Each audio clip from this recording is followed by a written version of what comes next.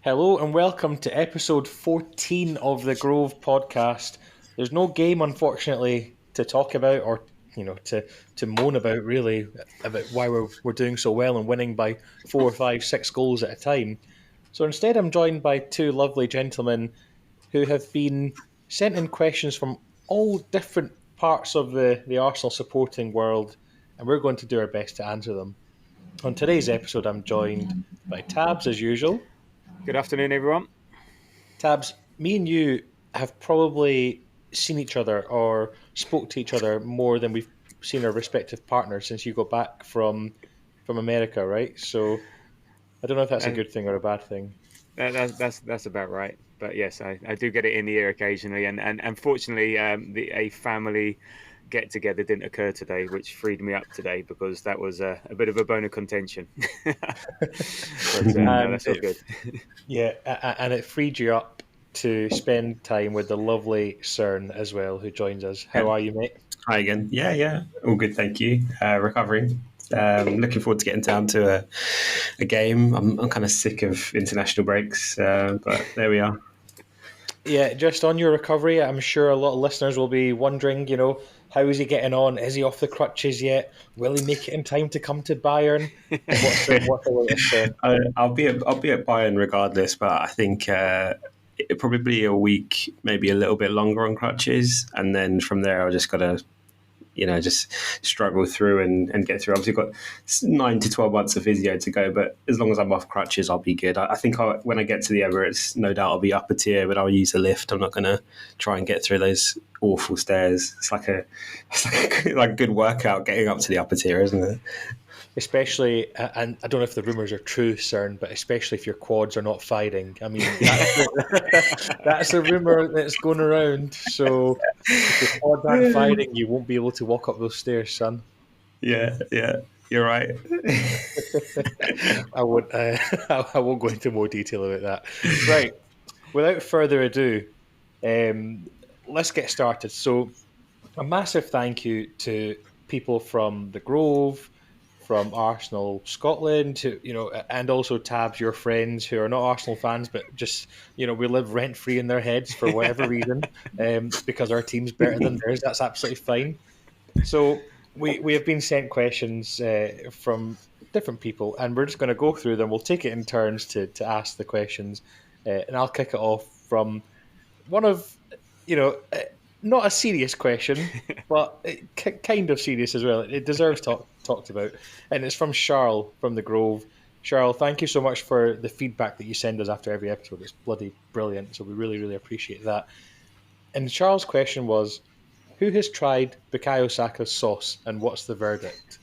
So I don't know about you guys. I've not tried it yet. I tried the day it came out. I was sitting there.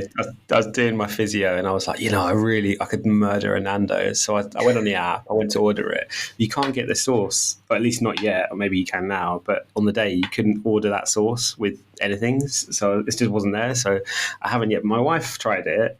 She went to Nando's yesterday without me, unfortunately, and she likes it. Says it's sweet and a bit spicy. She doesn't like spicy things, so for her to have it, then it's must be all right. Yeah, I can't wait to try it, but probably next week for me. I heard that Whale is currently sitting in Nando's in Finsbury Park. We can go live to Whale right now. I'm kidding. Oh my God, that's how bad it is during international break that the group chat was just full of Nando's talk, which actually, and this is actually funny because obviously you're fasting at the moment, Moz, and just all this talk about food must be just a nightmare for you, and I'm sure my message, which contained every food emoji possible to you, it didn't help either. Do you know what I did, Tabs? I just deleted the message from my phone, so I couldn't see it. So it didn't appear for me. Oh, do you want me to resend it? I can no, do it now. I definitely don't. Yeah, I've not had a chance to try the Saka sauce. I've heard it's like a sweet chili, but with a wee bit of a kick, which is quite nice. I'm quite a big fan of like a sweet chili. So, no, I'm looking forward to trying it. I was thinking about potentially going tonight, but I've got so much meat and so much food in the freezer that I need to defrost and eat over this Get month rid of of it, yeah. Ramadan. So I'm going to be good and be well behaved. I am on annual leave for a little couple of days next week, so I might go for dinner to Nando's one of those days and try the Saka sauce. Unfortunately, I'm just trying to look if you can order it or even buy it on the app for takeaway Walk or out with it. whatever. Well, this You can. is the thing. Those bottles need to be nailed down or chained down because Yeah. they're just going to pop up everywhere. Especially if they've got like the Saka name on the side, then they're going to be a bit of a prize. So I think they'll be on the watch out for people suddenly surreptitiously pocketing those. The Nando's that's closest to me, the nearest Nando's, unfortunately, you can order online, but when you go on, it just says that the Saka sauce is only available in store and you can't buy it. I have seen on Twitter though people have got the bottles, in their jackets or their bags or whatever. So fair enough. You know what? If you've got the balls to go in and do that and take the sauce, then fair play. You deserve it. You deserve to take it home. But yeah, no. So no one's tried it yet. On a side note, just if anyone does go to Nando's, the peri peri vusa sauce Oh yeah. is amazing, unbelievable. The taste of that is unbelievable. It's very very hot, but it tastes amazing. I love it. Yeah, I love spice. It's good for me. We could spend the next 45 minutes talking about food, guys. I'm more than Welcome happy to do to that if you guys the want. Grove Food Monthly pod, and The Grove Culinary Edition. No, let's move on because my stomach's rumbling and my mouth is getting all dry. So, Tabs, you have a question from Alex, don't you? Yeah. So thank you, Alex Monroe from the Grove for this question, and he's posed a bit of a hypothetical scenario. So unfortunately, Arsenal are in FFP crisis, and we have to sell one of our players. But the problem is the only one that will make us enough money not to land us with 115 charges are either Saka, Saliba, Rice, and Odegaard. So you have to get rid of one. Who is it? Sir, I'll go to you first. So, Moz, okay. Go on, Moz. Sorry. No. It feels like you want to get something off your chest there. So, I mean, before actually, my point on this is that we don't have to do it because 115 charges mean nothing. So, sod it. But anyway, sorry, Moz. Let's take this seriously. So, yeah, go on. Who you selling? Saka, Saliba, Rice, or Odegaard? Okay, I'm just gonna give you a couple of sentences on each player and why we should or shouldn't, right? So Bukayo Saka, we have spoken about this before. Is he irreplaceable?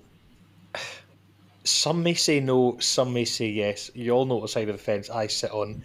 If Mr. Mbappe is listening, we want you, we need you. I would love to have you at the club. But the thing about Saka is he is Mr. Arsenal at the moment. He is star boy. He has endeared himself to the fans, so it wouldn't be him.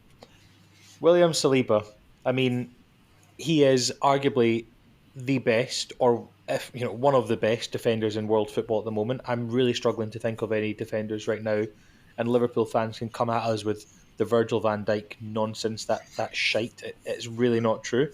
So it's not going to be Saliba. Declan Rice. I mean, he cost a pretty penny, so it would really, really ease up the FFP and solve our problems, so we don't get a mysterious points deduction. But it's not going to be him either. Unfortunately, it's going to be Martin Odegaard, and the reason why I think that is because I believe out of those four players, he is the one that is the most, in inverted commas, replaceable. Now, don't question me and ask me with who I would replace him with, but there are players, and obviously if we're in an FFP crisis, we can't go out and splash 400 million on Jude Bellingham and Tchouaméni. However, I just think that Odegaard is the most replaceable. That's not to say he's not my favourite, guys, and don't come at me in the group chat. I love Martin Odegaard. I think he's actually becoming my favourite Arsenal player this season. But yeah, I just think he's the most replaceable. So that's my piece. Really hard question. I really feel bad. My heart is sinking as I just say that, because I hope, Martin, when you're listening to this, I really hope you don't take it personally, and I'll see you after the game against Bayern, mate. Does he listen while he's getting his feet rubbed by his missus? Did you watch the video, Tabs? Did you not No, see it? No? Okay. Okay. Okay. That's not my bag. But No. go on, Sven. So, It's so funny. 'Cause I sort of, as I looked at those players, I was thinking, who could we, or probably, if we replaced any of them, I'd want to keep a solid defence, because I think that's what wins titles long term. So I'd want to keep Saliba. I think Rice has to stay as well. So really, it's between Saka and Odegaard. For me, I think Saka right now, yeah, he's fantastic and everything else, but I feel like longer term. So when is this crisis happening? Let's just say 3 years from now, you might have the likes of Ethan Nwaneri coming through who could take that spot potentially. Maybe, you can't take all the weight on his shoulders, but we might have someone else who can support him. Maybe Smith Rowe is still knocking around. Maybe Trossard can help out with that. Maybe Jesus on the right can help over as well. Who knows how we're playing at that point in time. But I think right now he's quite, I don't want to say one-dimensional, but I think Odegaard unlocks so much more potential because of his skill. If we don't have him, and I think there was a couple of games early in the season where we didn't have him in the odd game, or he came in late, maybe he's injured or something. I feel like could have been Burnley earlier in the season. I can't recall, but I felt like we really missed his creativity when we're going up against low blocks, and Odegaard unlocks that. Whereas Saka, he's getting better. But sometimes, if look at when we played West Ham at home, three against one, White maybe wasn't helping out as much as we would have liked, and Odegaard perhaps wasn't helping out as much as we would have liked. It was just one-dimensional and it wasn't going anywhere. So for me, it's probably Saka, and that scenario is never going to happen, so I don't have to worry about it. Well, unfortunately, Tabs, just before we come to you, unfortunately, CERN, it might happen, and the unfortunate thing for you is that Bukayo Saka actually listens to the podcast because he likes and subscribes and shares and comments. So no one else, can argue the fact that if he's listening right now, he's got it in for you, mate. I think he's going to kick your knee when he sees you at Bayern. Yeah. If we're going to sell him, we'd only sell him to like a foreign team anyway. There's no way he's going elsewhere in England. No. So I mean, look, before I looked at this, and for me, it's Saka as well is the one that I would replace as well. One because he's going to be taking on, following the path of Levi Roots and going down his culinary career and giving up football. And there's going to be a whole raft of Saka food outlets and food substances coming out very soon. But no, joking aside, to be honest, he's the one that's most easily replaced. You can find another really good winger that you can improve, enhance, etc., etc. He's the one that I would say is the least, say, unique out of everyone there. I mean, Saliba is a bit of a unicorn. He can do so much. He's got his pace, the way he reads the game, his age, and he's just going to be superb. And I think there's certain, in terms of the defence, and likewise with Rice having that solid base, he's been a game changer this year. And as for Odegaard, he's the coach on the pitch. He for me is just like, he brings artistic vision out onto the pitch. He's driving force out there. He leads the press. He's our captain. Again, so I think just purely because the other three are the harder to replace, for me it would be unfortunately. And again, this like everyone said, it's not that we don't like these players, but if we had to get rid of one, for me it would be Saka, and we move on, and we continue to win. Wow, that's great points by the two of you. I just think, I think, Tabs, you just mentioned there that Saka is probably the least unique player. Yeah, but if we lost Bukayo Saka, I feel that a lot of other players would also then follow him out the door. Mm-hmm. I know, but with us extending out the scenario and stuff. Yeah, and remember, we beat City this year at home without him. We did. And he's got that terrible injury, so he's not going to be playing at City away. So Don't jinx it. No, that question leaves a pit in the bottom of my stomach because I just would hate to see any of those players leave. And it's probably the 4 players that I think none of us would want to see leave, No, right? of I don't course. think that's like the core of our team, really. So let's move on. I want to erase that from my mind. And I promise you, this is the CERN. You've got a question from Charles again, but I promise Charles is not going to ask every second question in this. I think she only just asked 2, and we've put them towards the start. So on you go, Yeah. CERN. Okay, so the question is, if Jurriën Timber is indeed available for selection after the international break, do you think it's a good idea for him to get minutes? Charles goes on to say she loves watching him play, but she doesn't want to see him risk his injury reoccurring or hamper his progress, and possibly Mikel's current team selection is on point. So what are our thoughts on that?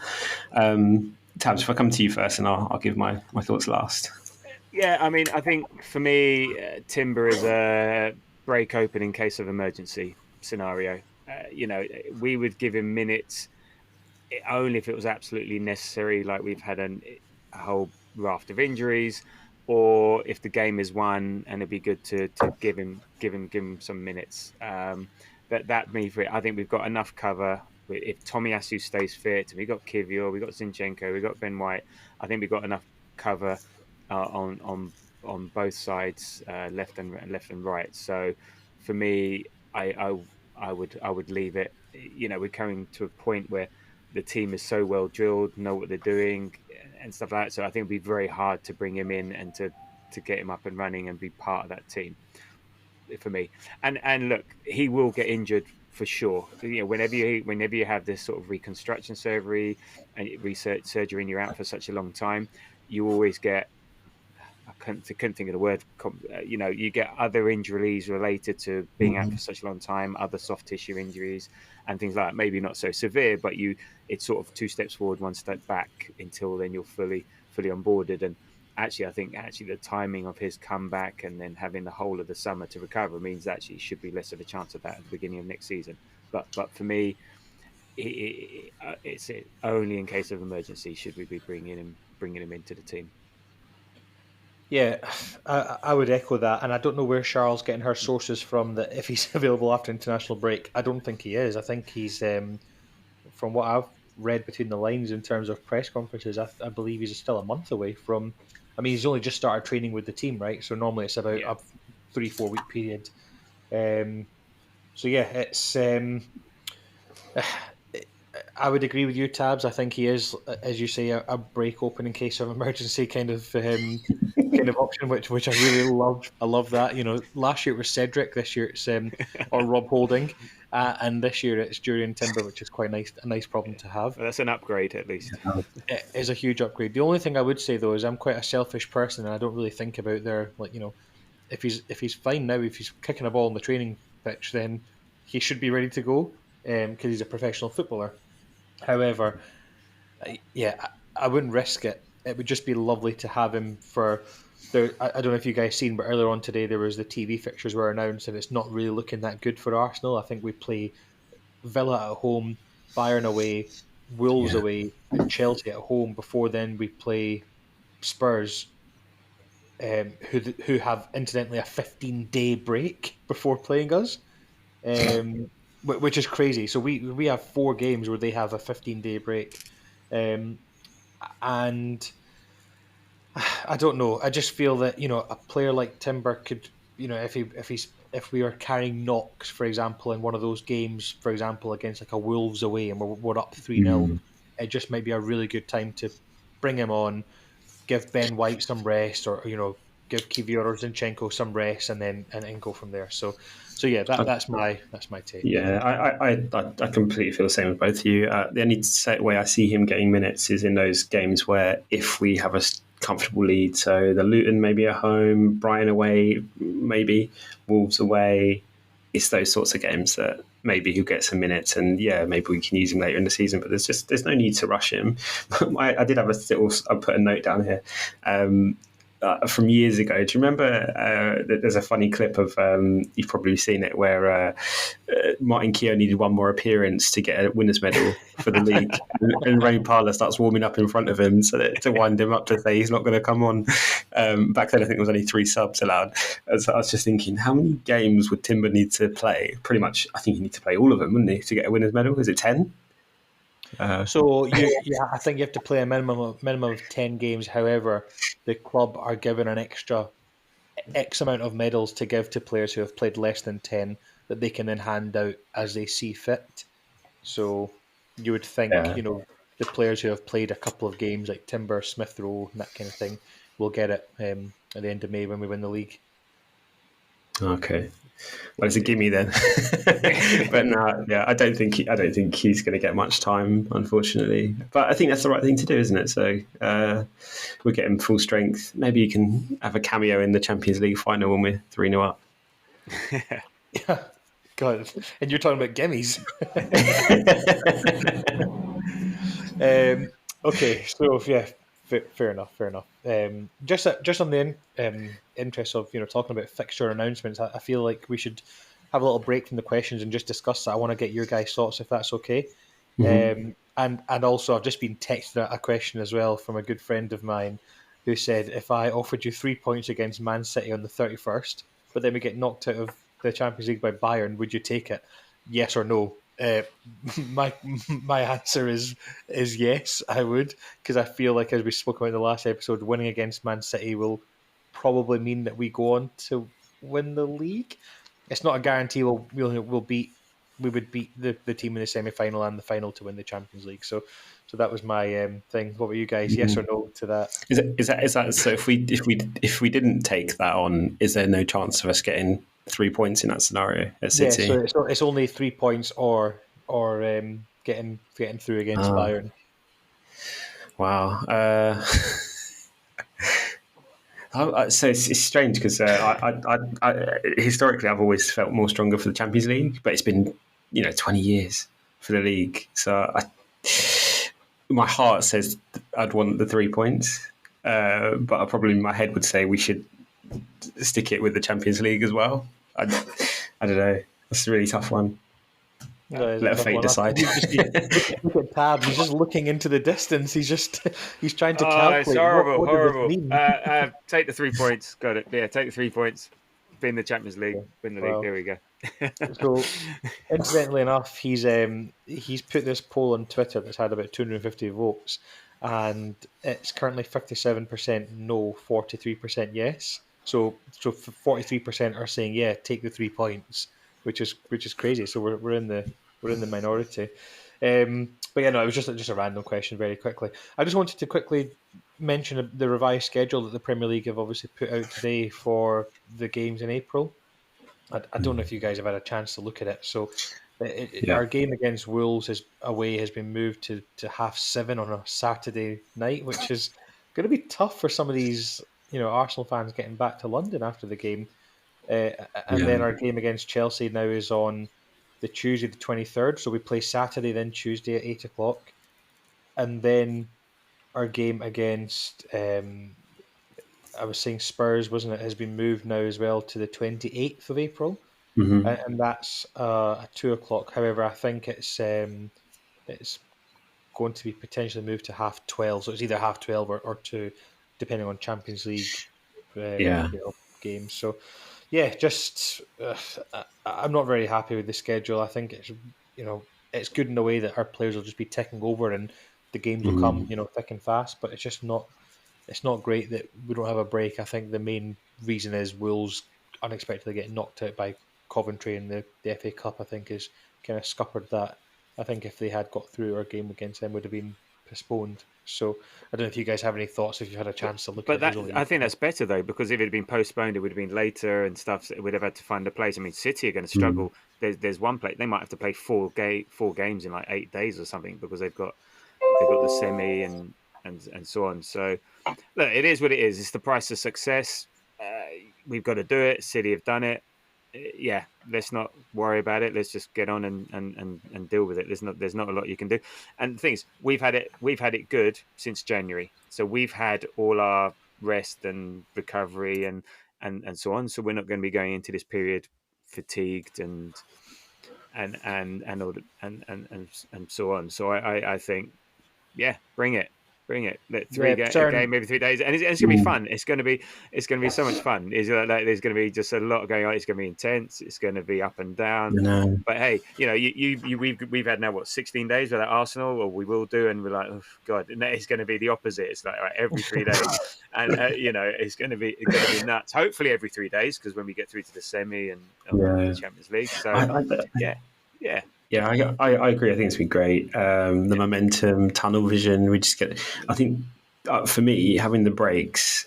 I don't know if players would feel the same, but any other walk of life, I don't like the breaks. I'd rather just like get in tunnel vision. Like exams, for example, is anything comparison maybe I could give is I'd rather just hammer them out, get into that zone, and then relax. I don't want to be start, stop. So I think it's obviously it all depends on how we play at City to start that momentum. But let's say we had you guys did that prediction last week or the week before. If we say it's a draw at City, it doesn't matter. We go into Luton at home, crowd behind us, gonna smash them, no doubt. And then we gonna go to Brighton away. Our away fans gonna be crazy singing Kai Havertz and all that. It's gonna be a lot of fun. I can't wait. I'm nervous. I'm looking at the photo you put in the chat this morning, Stern. We've got from when we start against City, it's Sunday, Wednesday, Saturday, Tuesday, Sunday, Wednesday, Saturday, Tuesday, Sunday. That's bloody tough. And then potentially a semi-final in the middle of that. After the Spurs as well, the Spurs game. So, that's a lot of games. April's going to be a tough month. That's what's that? 1, 2, 3, 4, 5, 6, 7, 8, 9, potentially 10 games if we make it to the semi-final from the 31st of March. Yeah, but that's what City. Isn't that what City did last year? I think someone put in the group that's what City did last year. It's just part and parcel of it. We can't want all the success but not what it takes to get there. This is what it takes. The thing is, City probably didn't play teams like Brighton, Bayern, Villa, Wolves, I'm sure. Chelsea. Yeah, well, that's just the luck, and maybe they did. Who knows? And Brighton aren't as good as they have been previously. They're in about eighth, ninth. So, and Wolves. If we can't beat Wolves away, then we have to beat everyone. These are the teams. You get to the quarters of Champions League. These are the teams you're playing, and to be honest, there's not a lot we can do about it. So I just embrace it, enjoy it. Let's just suck it. It's not as if complaining about it means that it's gonna change, and the FA will think, oh right, okay, this podcast has said that the fixtures are not fair. So Arsenal's season has been extended by 4 months, and it's just playing now until where else are you going to put these games? If you looked at the schedule, there isn't really anywhere else to put these games. What scuppered us was bloody Leicester not beating Chelsea. If Chelsea had lost to Leicester, that would have been that game last week. That would have made it a bit easier. But other than that, and Tottenham having 15 days off, well, again, maybe to Cern's point, we're on a roll. We've got the momentum. They have 15 days off.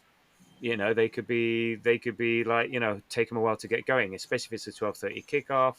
It's all a bit slow, like the game earlier this season. Atmosphere's never as good, and et cetera, et cetera. So it might be to our benefit when you're on a roll. And I think it was when Man United used to do this. They didn't do any training. It was just literally play, recover, play, recover, play, recover. We just get into that momentum. And this is what the big teams do. And if we want to be a big team, this is what we're going to have to do. And you need a lot. You need luck. You need luck. Look, you don't win anything without a bit of luck. So. Yeah. Well, perfectly put. We'll leave it there. I'm really apologise in advance if you guys can hear that outside. The rain is crashing against the window, and I honestly feel like the window's about to cave in with the wind. It's atmospheric. It's atmospheric. I didn't hear it, but atmospheric. There we go. It's oh God, I don't hope it's just not a sign of things to come. As soon as I mentioned April, the heavens opened. Right, it's going to be raining goals for Arsenal. There we go. Lovely. Right, moving on. This is a good one. So this comes from Jeff in Arsenal, Glasgow. Now, Jeff is... we all know Jeff is a great guy, right? And anyone from Arsenal, Glasgow would agree. However, Jeff absolutely despises Eddie Nketiah to the point where I think genuinely, I think if Eddie Nketiah and Jeff were in the same room, I would be worried for Eddie's safety. I really would. There is, I mean, I'm going to ask a question, and then I'm going to get some not screenshots, but I'm going to read out some messages in the group chat from Jeff on Eddie Nketiah, as you guys discussed. I hope you're not going to say, and Eddie, if you're listening. Basically, God. So this is the question. I am well known for my view on Eddie Nketiah. So who do you think is the most overrated player at the club, and who would you replace him with? So, yeah, I mean, a good question. It's really hard to see who's overrated. I don't know. We really have someone who is like massively head and shoulders above everyone else overrated. The only player I think I would maybe say is either Zinchenko or Jesus. And the answer who I would replace him with, Jesus, I would replace with Ollie Watkins. And Zinchenko, I would replace with Alfonso Davies. How about that? That's my wish list for this Christmas from Santa. CERN, I don't know if you have anyone that you can think of that's overrated. I don't. And by the way, just before I come to you, I think Jeff's alluding to the fact that Eddie Nketiah is overrated. I don't think he is. I don't think anyone thinks he's overrated. But yeah, CERN, maybe over to you. Maybe by Arteta, but that's about it. Well, maybe. But CERN, then Tab, and I'm going to read out some lovely messages in the group chat, which I have ready to go. Sorry, I feel. I'm not sure I'm looking forward to these messages. sorry, sir. Yeah, it's so hard to pick someone. I kind of agree a little bit about Nketiah. I was a bit of a fan of his. I used to love winding people up at games when he wasn't seemed to be performing. I think it was Burnley or Sheffield when he scored a hat trick at home, Sheffield. And I was sort of winding up the guy next to me about that. But he hasn't scored an away goal in over a year now, and I thought he had a bit of a decent cameo at Porto towards the end. He linked up a few times, but yeah, I think he's past it. I think he'd do really well at somewhere like Crystal Palace. And I've got a bit of a soft spot for Palace, so I'd love for him to go there. And then at least we can see him and Rob Holding one day, maybe playing together. But I think it's really hard to pick someone that's overrated. I think it's probably quite a strong word. But I'd probably pick someone like, unless we see well, I tell you what, I think is probably overrated, but we haven't seen enough of him, is Vieira. And who would I replace him with? Oh, that's really tough. I'd love some. I don't know who to replace him with. I'd probably if we were going to get rid of Vieira, I'd probably say let's bring through someone who's ready in the academy in his place, because I don't think it's worth spending money on a replacement at this stage. I don't know. What's your thoughts, Tabs? For me, it was easy. ESR, Emil Smith Rowe. I think he's overrated, especially because we haven't seen anything from him the last couple of years. Okay, fair enough. He hasn't had much of a chance either, but I don't see too much. He's good, and I understand all the Hale End love and so on like that, but he's not head and shoulders above anyone else, and even amongst his peers and stuff like that. So for me, it was quite an easy thing for me. ESR in terms of replacing, I wouldn't particularly replace him. I'd take the money and use it to fund other areas that we need to build, be it up front, midfield, at the back. That's what I do. I think we have players in the squad that can fill the gaps that if he was to leave, that someone like Fabio Vieira would potentially come in and take up those minutes that he would potentially do. So yeah, for me it wasn't too particularly challenging, this question. Yeah. So Jeff, I really apologise for this, but all I did was search on WhatsApp for Jeff, Eddie, and Jeff Nketiah, and it comes up with all the messages that you've ever mentioned Eddie or Nketiah. There's hundreds, and I'm starting to think that he literally lives rent-free in your head. There was a random picture posted the other day of the contract extension dates for the first 11, and the first message was, "Where's Eddie?" from Jeff. It's just like every single thing about Arsenal, he's centered around him. So um, I'm just going to read out a couple of messages from Jeff. And yeah, like I say, I apologise. It's just funny. So this is the first one. This was back in July 2023 when Declan Rice was rumoured to be signing for Arsenal. And Saliba had moved from number 12 to 2 as Timber wanted number 12 because he loved Lorraine. And then Jeff talked about Ben White getting number 4 and, after he took that off Saliba and things.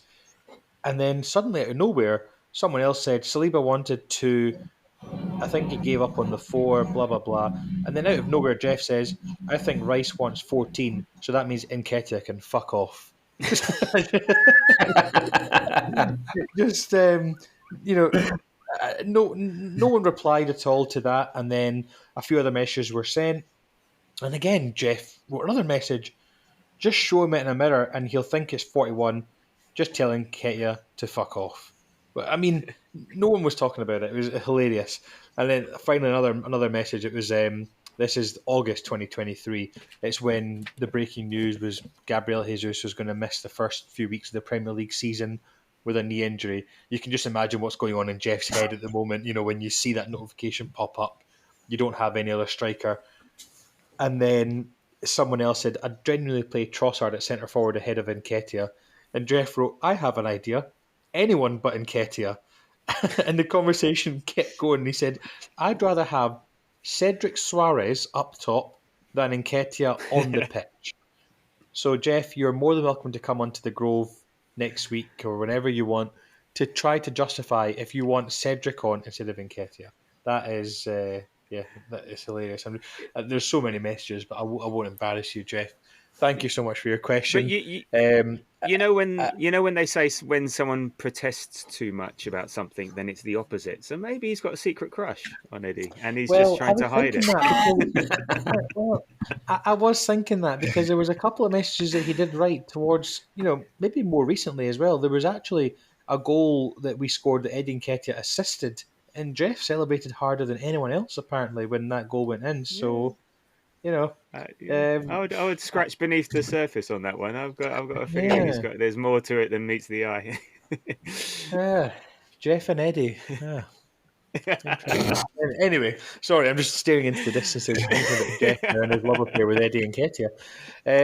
Tabs, I believe one of your friends who, like I mentioned at the start, we live rent free in their head. And I believe he supports a team that are nowhere near it, this season. What's his question? There's a group of us with myself and this other guy, Andy, football fans. So Martin Paris is a Man United fan. And yes, most of the time in the group chat, it's just sending memes about Erik ten Hag and how ridiculous he is or how bad Man United are and all the rest of it. So it's quite hilarious. And they listen to the pod and all the rest of it, and they even share the programs, the match day programs, Grove programs with them, and all the rest of it. So they're sort of very have soft spot for Arsenal, shall we say? But he asks, and this was one of the more sensible ones. The other question he asked was, do Arsenal fans pee sitting down? My answer is, I'm sorry, I'm not in the cubicle watching everyone going for a piss, so I wouldn't know. Anyway, so he says, do you think any of the money clubs will come in for Gabriel and or Saliba if Arsenal don't win a biggie? And that's what he asks. So, Moz, thoughts? Yes, but I think Gabriel or Saliba or both, if Arsenal don't win. I mean, first off, we have to define when this time frame is, right? So it could be a biggie in the next year, it could be a biggie in the next 3 years. But you guys have heard me on the podcast before mention that, I do believe that clubs will come in for the likes of Gabriel or Saliba, but I think these players will also want a move as well if we don't win something big. I think players, although we see Saliba after Porto kissing the badge and pointing and sticking his tongue out and all that, lovely to see. At the end of the day, these guys are born winners, and it's all about the money. So they want to earn as much as they can and win as much as they can. They couldn't care less if someone reposted, their player celebrating a penalty shootout win, and that's not going to keep them at the club. So the answer is, Martin, yes, I do think the money clubs will come in for Gabriel and Saliba. I don't know who, though. I don't think Man City would. I mean, could you imagine Man City with Saliba at the back as well? That would just be unbelievably scary. Yeah, I think that's a given. The only question I've got back to you, Martin, is how many years do you define, for us to win a biggie? If it's 1 or 2 years, no. If it's 3 or 4, yes. Yeah. Sir? Yeah.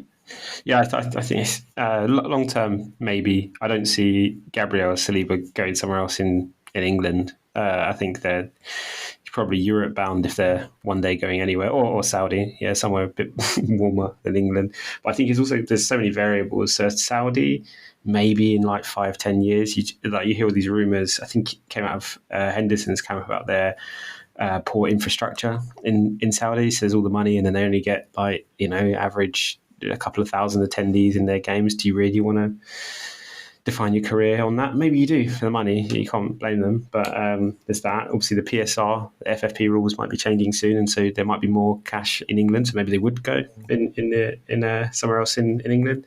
There's other variables as well, like do Arsenal need to sell? So right now, we're on the up. Our revenues are going up, but still, the past 3 years we've been making a loss. Is that a trend that continues? Do we need to start selling big players eventually? I don't know. It depends on what the Cronkies are thinking, I suppose.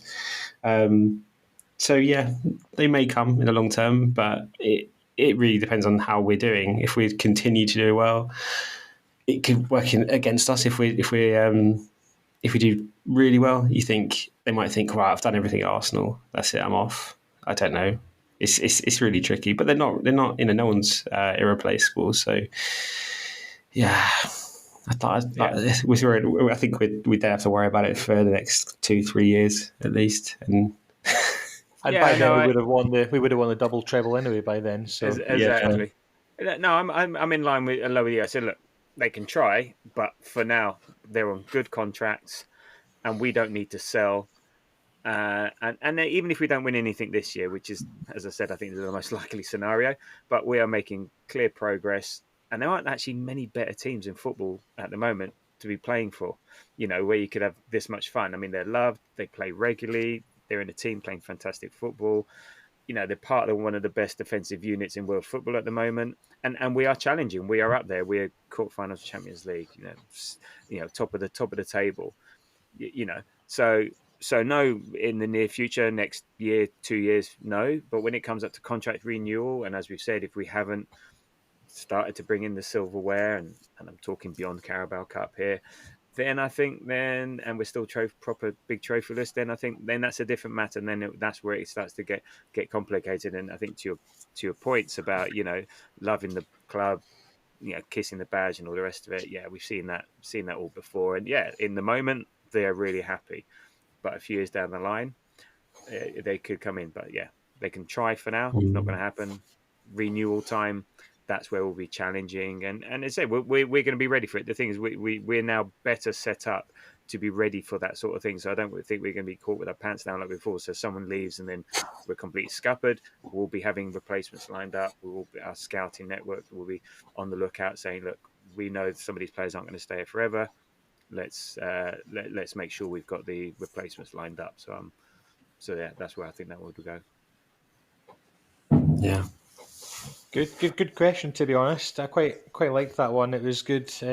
Again, just a worrying thing. I know Martin's not an Arsenal fan, but it's just worrying that the questions are all centering around players leaving and not not players that we're signing or staying or whatever. So, but CERN. Another question then from Guys in the Grove from Faz. This comes from Faz. So, do you prefer Declan Rice as a 6 or an 8, and where do you see him playing short, long term? I'll give a crack first, because I've been thinking about this actually before today. So I think it really depends on our long term recruitment strategy in that number 6 spot. So who's backing up Rice? So for long term, I think it's going to be Rice at number 6, and it depends on how Partey does. And Jorginho is not going to be there more than 2-3 years at a push, and if it's 3 years, he's probably looking at more of a almost like an El Neni mentor sort of role than actually relying on him. So I think Rice is 6 long term, although I'd love to see him push forward, but it also kind of depends on how our inverted fullbacks look. I don't see Ben White supporting in midfield, but I could see Timber. I could see Zinchenko if he gets a bit better, maybe. I don't think he's that reliable, but he's still good. So it really depends on what Arteta thinks next. What's the next evolution of our play? We've got our inverted fullbacks. What's it going to look like in the future? I don't know. But I think it's probably Rice at number 6 long term. What do you guys, Tabs, what do you think? Well, I think he's going to be more of a number 8. Well, but I think you're right. It does depend on the recruitment, depends how we're playing and stuff like that. But and it's hard to project too far forward and all the rest of it. But I think just because of what's happening at the moment and what's being done at the moment, and I don't mind either way because he's brilliant in either position. But I think at West Ham he played more of a number 6, but that's because and it was shackled basically by their style of play. They didn't have anyone else in that position that could cover. But you can see from recent games where he's been pushed further forward. He's part of a team scoring a ton of goals. He's been getting in on the action. He's often been our furthest player forward. So for me, I think if we have the right player at the base of midfield, doing what Jorginho does, or we bring someone else to do something similar, then I think he can thrive in a higher position. But then also his defensive qualities mean that he can be higher up to stop attacks and stop counterattacks happening earlier than rather being not the last line of defense, but the player shielding and stuff. So I think we're seeing a different side to him that we may not have done before, and he's and a bit like what Arteta's done potentially with Havertz or with other players is like he's seen how they can thrive in our team and what they can do for our team, irrespective of what they did before. So that's why I see it. So I would say, I think short term he stays number 8, given people being fit. But obviously, if Jorginho's not playing and Partey's not playing, then he'll drop. Again, which is fine. But I would say he'd rather have him at the 8, and I think that's maybe long term where he would be. Yeah, I don't really. I'll be honest with you guys. I don't really know where I prefer Declan Rice. I just prefer him playing. If I'm being honest, I think both of your points were quite good. I don't really have an opinion on that yet. Ask me at the end of the season once I've had a full year to watch him and really take in his performances. But he can do everything. This is the best thing about the fact we have Declan Rice is this question from Faz. Great question, and it just shows you how versatile it is that Declan Rice can play in either the 6 or the 8. So yeah, I don't really have. I'm really sorry. I don't really have a. It's a great problem to have. And I said, Partey and Jorginho aren't playing great. He drops to 6. Havertz drops into midfield, and Jesus can play up front or whatever. Or Trossard plays up front. So I don't think we suffered that much either way. I think it's horses for courses, and maybe a time where he's actually more suited to playing at number 6, depending on the opposition. But that's Arteta's. Number 8's more a traditional kind of what we'd class as a box-to-box midfielder that would attack and defend, and I feel that Declan Rice can do both. So I'd maybe lean towards that. I think that would be his position going forward. But also, you've seen no one has one position in this team. You see the way we move around, swap, and all the rest of it. It's all about being able to play in 2 or 3 different positions in 2 or 3 different scenarios across the whole game. So, I think to your point, as long as he's on the pitch, brilliant. Do we pigeonhole him as a 6 or an 8? Well, actually, what was it? Which game was it? Liverpool, where actually he played deeper and Jorginho was more forward or something like that. So I think what we're doing is getting players. So you've seen with him, seen with Jorginho, seen with Havertz, seen with Trossard, people who can play all over the place, and that makes us so hard to play against and unpredictable. And as it's like come to Shapeshifter FC that we can we can flex depending on the situation. So I think to your point, Moz, as long as he's on the pitch, he can play wherever he wants. Yeah, and just finally to close that point off, I think at the end of the day, when you talk about a traditional number eight, like I say, it's a box to box midfielder, right? Yeah. And Declan Rice can do that. But a number six is someone who maybe is a more deep lying midfielder, a defensive midfielder, essentially. If we didn't play, I mean, there's not many other players that can play in that position that we currently have. I think, with the exception of potentially Jorginho, and I think Declan Rice playing in a deeper position allows Martin Odegaard to play further forward. So yeah, there's pros and cons to both. Anyway, Yeah. great question. This next one comes from Alistair the Grove. Alistair, I need to give you a personal shout out actually, because you behind the scenes have been an absolute legend with helping secure tickets for a couple of games using. I'm the most forgetful person ever. I've forgotten to apply the ballot a few times, and Alistair, I won't tell you how he's helped, but I'm sure you guys can read between the lines. I don't want to compromise any potential memberships and things. Tabs, CERN, I'm looking at you both. I just want to say thank you, Alistair. It's been brilliant, and hope to see you at the carpet very soon. Alistair's question was, and it's the kind of recurring theme we're talking about Saliba and Gabriel really in this episode, but are Saliba and Gabriel our best centre back partnership since Bold and Adams? Really, really good question. Now, I'm going to hold my hands up and say, look, I'm a young guy here. I don't know how old Stern you are, but I'm a young pup. Now, when Steve Bold was at Arsenal, I think he left Arsenal to go to Sunderland in 1990. I want to say 1998. I don't know if that's Yeah, makes sense. Well, yeah, We won the league in '98, so maybe. yeah, 97, 98, he partnered with Adams, but I can't remember if he left afterwards. But yeah, he was the one that set up the famous Adams, Adams goal. Yeah. Against Everton, wouldn't it? Yeah, against Everton. I remember I was in the North Bank then, and God, my God, the upper tier was bouncing, and I mean literally the concrete was bouncing. That was scary, scary stuff in the old North Bank. So yeah, what again? sorry, carry on, Moss. Sorry, I was just thinking. When you think about Steve Bold leaving Arsenal, I was just thinking. Tony Adams. He's probably the most recent. Has there been an Arsenal player in our history since Tony Adams who's stayed at the club until they have retired? I don't think there has been, really, has there?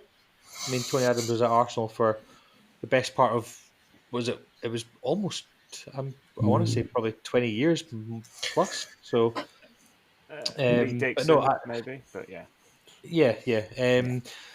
So I'm just going to hold my hands up and say, look, I have watched more of Saliba and Gabriel than I have of Steve Bold and Tony Adams. Obviously, I have watched the highlights and things, but I was 4 years old when Steve Bold, when we won that league, so I was nothing but a young pup back then.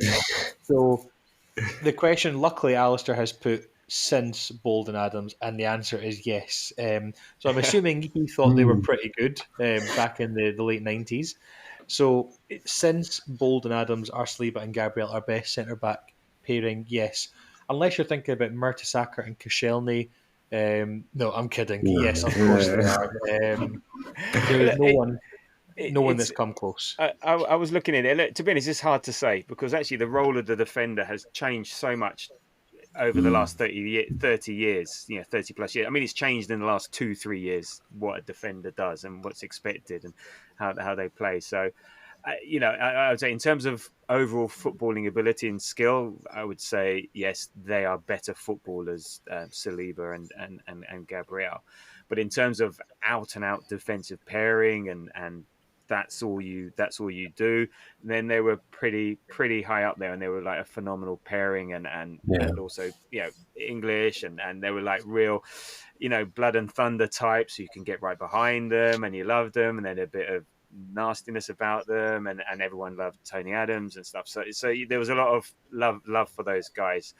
But actually I was thinking about looking, you think about the pairings we've had, and I'll call out last the one that you think he's missed in between. So you had Koscielny and Mertesacker, great but limited. Juru and Squillaci, Vermaelen and Gallas, Mustafi and Louise. Okay, so Yeah, I think they're better than those guys.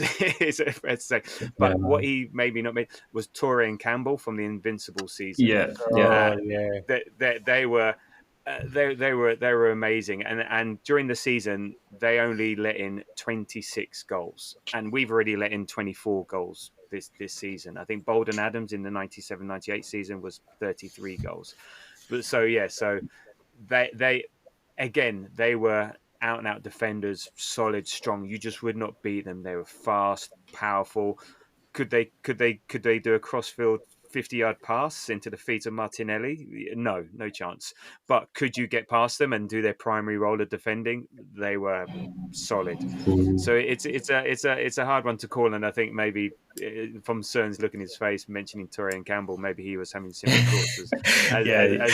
as well. So I'll hand over to you. So Yeah, so yeah. you articulated my point way better than I was thinking. Oh. So I was my initial thoughts were, and then I reread the question was, are they better than? And I was like, no chance. They haven't won anything yet. Adams and Bold, just from a bit of research I did just on my phone a second ago, won 3 league titles: Division 1 in 88-89, 1991 and 97-98. So they haven't won anything yet. So no, and the same with Campbell and Torre. They haven't won anything yet. So yet to be seen. But they probably are going to be as good. But time will tell. So at this stage we don't know yet. But so far, definitely legends. But we'll see. Yeah, good. Another good question. Now, Tabs, this one comes from one of your. Oh, sorry. Are you? You're doing right. What is the? Speak to us, Tabs. No, What's wrong? I just got a new recording created. That's fine. Don't worry about it. I don't know. Okay, I sorry. just said it came up on my screen as well. I thought Okay. maybe you refresh your internet connection or something. No, Don't worry didn't about do it. anything. Tabs. Okay. Listen, you can Sorry. you can interrupt us for technical issues on the pod as much as you want. This is meant to be a natural, like a chat around the fireside with your mates, or I don't know, round a pub table or something with your mates. It doesn't matter, we can talk about different things, and we Time still have out. to mention Cern's lack of twitchy quads as well at some point. If he has to explain that at some point, that might be one of the last questions. Anyway, Okay. Tabs, I'm really confused. Right, you've got a friend called Andy who says here a Sunderland fan. Now, come on. Yeah. There's no Sunderland fans in the world. He's I know for his sins or whatever they say. Yeah. He goes home and away. No, not as frequently as possible, and he loves it when all the London clubs get relegated, so then he can go and see them play more often. They exist. He's a good friend of mine, and a really good friend of mine. He's my sort of partner in crime when we do these marathons around the place and so that. So we've been to sort of various places, running, and spend a lot of time on a Sunday morning talking football and chatting and all the rest of it. And he's an avid listener of the pod. So good for him. And you can. And from his question, I don't know if he's being a bit playful or just trying to test us here or whatever. But his question is, who's your favourite Spurs player? And it doesn't have to be present day. It can be just who's been your favourite Spurs player. I mean, I just wanted to talk about my favourite kind of run of results, if I could, just before I go on to that. So from Valentine's Day, it's not very lovely at all, Andy. Losing 1-0 to Huddersfield, Birmingham, then you lose to Swansea, Norwich, Leicester, Southampton. I mean, you've not won a game since February, and you're asking us who your favourite Spurs player is.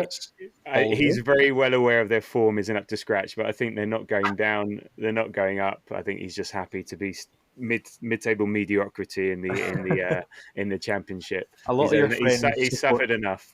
A lot of your friends support teams who are mid-table mediocrity because you've got Martin, who's a Man U fan as well, right? So it must be a running theme. Tom the Brentford fan, and Andy the Sunderland fan. Of course.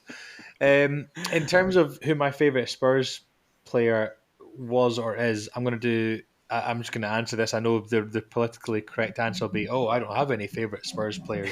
But we all know that's not true.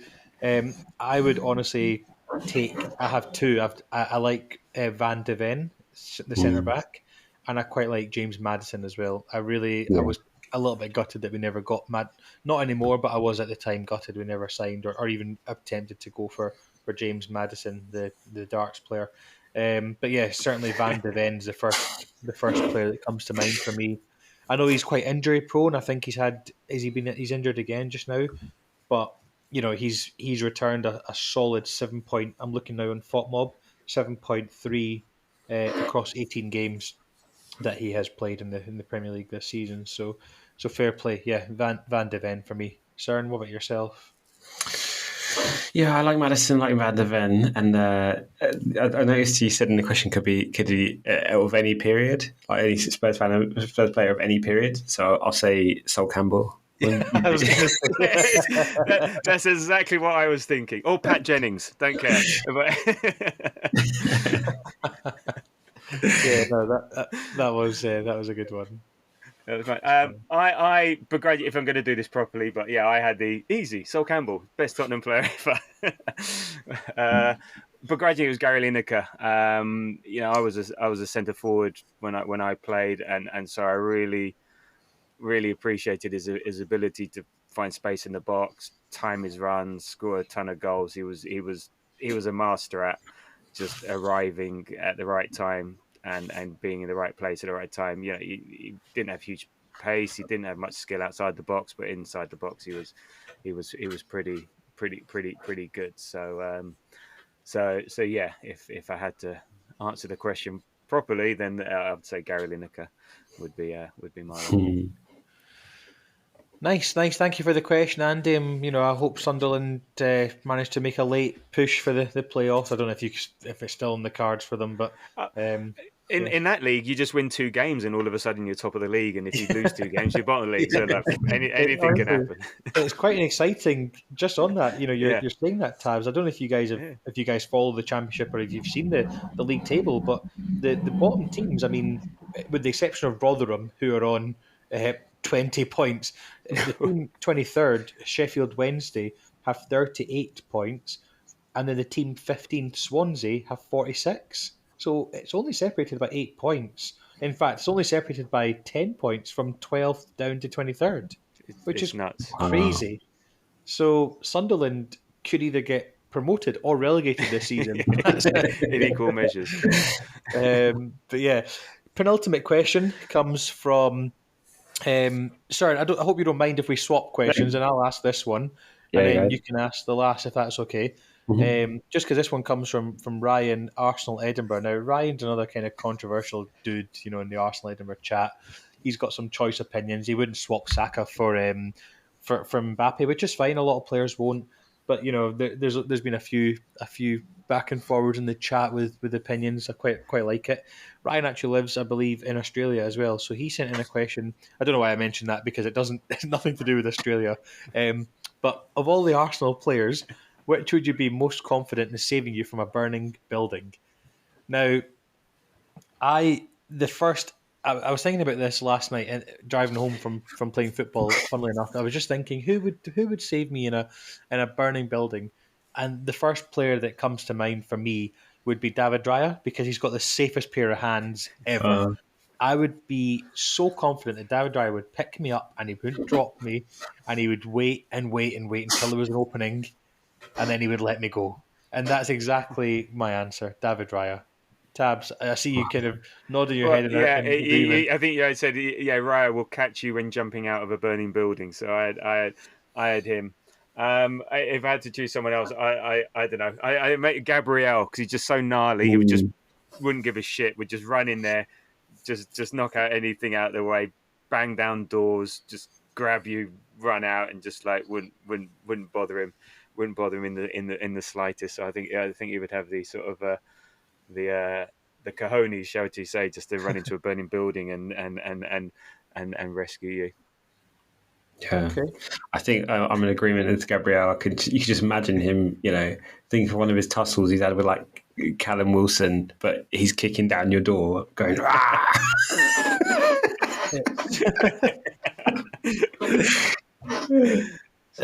Yeah, I mean, you could argue every single player, right? You could argue like Martinelli, he'd have the pace to run in there and get you and run back out.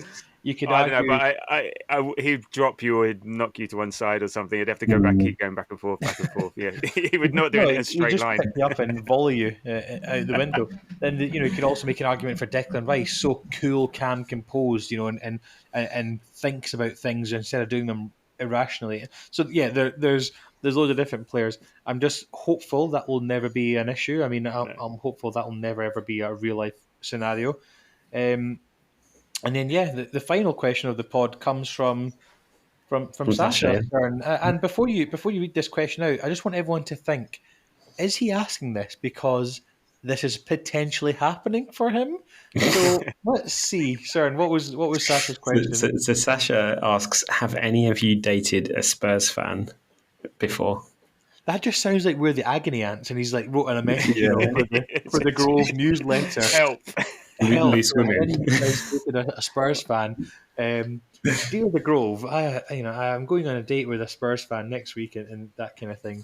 No, the answer for me is no, and I know there is someone in the Grove. I won't name names, but she will be listening. She is currently Our esteemed dating. leader. Our esteemed leader lives with a Spurs fan, which is just disgusting. I know, crazy. You guys ever dated a Spurs fan? Not knowingly. So my brother's a Spurs fan, so I think that's the closest I can come to it. But he's he's disowned to football a while back. He used to be a season ticket holder, go home and away abroad, but he realised the error of his ways and just stopped. So yeah, but no, in terms of dated anyone who's a Spurs fan, not that they admitted it to me. I just have visions of you now strangling someone on a bed, like, tell me, do you support Spurs? Worse. My wife comes from a Chelsea supporting family, which is no, exactly. But she luckily wasn't interested enough to carry on that tradition. So yes. I think I probably have. I've been married for like 4 years now, and I've been with my wife for like 14 years. So it's a long time ago at school. Yes, but where I grew up in North London, it was like you were Arsenal or you were Spurs. So it also makes me think like, yeah, we have good banter with Spurs, but also kind of think like. I don't really mind them that much as people. They're usually okay. I've got a lot of my friends are Spurs fans, and it's good banter. But at the end of the day, as long as they're not beating us, I'm usually quite happy for them because they're happy. But that's worse, isn't it? Indifference. Yeah, threat, so it's fine. Yeah, they hate that. They hate that even more than like actual hatred. They'd rather be completely disliked rather than this. Yeah, I don't know, guys. I think, Cern, you make a good point. Like friends who are Spurs fans, I don't have any. Do I have any friends who are Spurs fans? Maybe a couple of acquaintances, but not any good friends. I only hang about with Arsenal fans, to be honest. The only friends I have are the Grove, if I'm being honest with you. But no, the Spurs fans who I don't know, who, for example, I've seen on a night out or something, are really insufferable. But Spurs fans that I know already are actually okay. So, yeah, there's two different kinds. It's just really interesting, Sasha, you're asking that question, and now I'm quite curious. We need a part 2 of this. This podcast has opened up so many different cans of worms. Let's start the rumours. Let's start the rumours, whether they're true or not. Let's start them. Yeah, there's so many unanswered questions. Will Sunderland get promoted or relegated? Is Sasha dating a Spurs fan? Is Alistair really as old as he says he is from that question? And there's so many different unanswered ones that we need to now do a part 2. But no, I've really, really enjoyed that one, guys, today. I didn't expect we'd be talking for over an hour on Arsenal questions, and a massive thank you must go out to the people who contributed. Thank you so much. I know it's not your usual type of podcast that we do, obviously, because it's international break, but we will be back during the week for... Oh, I'm so nervous to say it. Do we want the international break? Because if it doesn't end, then we don't have to worry about Man City. Well, that's a very good point. Very, very good point. But no, we will be back. The Man City game is this episode will be going out on Sunday, so the Man City game is, I can say now, next Sunday. Ugh. So look out for an episode either kind of Wednesday to Friday time in your Spotify, Apple Music, wherever you get your podcasts, and we will have a preview for that game. And also, if you have any other questions you want to ask, it's not just on this episode. You guys are more than welcome to send in a voice note to myself on WhatsApp. Use the Spotify. You go into Spotify and you just click on the latest episode, and you'll see a little section at the bottom to ask questions. And yeah, apart from that, guys, there's nothing more for me to say. Does anyone else have anything final to mention? No? The only thing for me is, Andy, I know you were asking a question about is Martinelli really that good for Arsenal? Now, I'll let the listeners kind of ponder what was that question, and we'll maybe play it on the next one. Thank you so much for listening, guys. Enjoy the rest of your day. Thanks, everyone. Cheers. Have a good one. Bye bye.